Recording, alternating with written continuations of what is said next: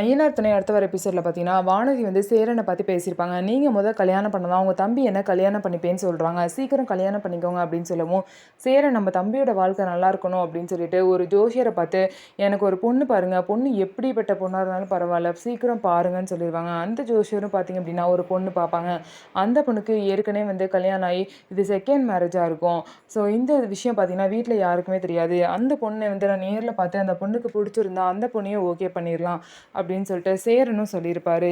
இன்னொரு சைடு பார்த்தீங்கன்னா பஸ் ஸ்டாப்பில் டெய்லியும் வந்து பல்லவனை வந்து ஒரு பொண்ணு பார்த்துட்ருக்கோம். பல்லவன் வந்து நம்மள தான் பார்க்குது அப்படின்னு நினச்சிட்டு அந்த பொண்ணுக்கிட்ட பேச போவார்.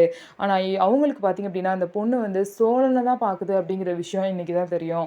ஸோ பார்த்தீங்கன்னா அந்த பொண்ணு வந்து உங்கள் அண்ணனுக்கு கல்யாணம் ஆகிச்சா ஆகலைன்னு எனக்கு தெரியும், உங்கள் அண்ணனோட நம்பர் கிடைக்குமா, நான் அவங்கள்ட்ட பேச விருப்பப்படுறேன்னு மட்டும் கொஞ்சம் சொல்கிறீங்களா அப்படின்னு சொல்லிட்டு பல்லவன் கிட்ட வந்து சொல்லி அனுப்புவாங்க. பல்லவன் வீட்டில் வந்து இந்த விஷயத்த எல்லாருக்கிட்டையும் சொல்லுவாங்க.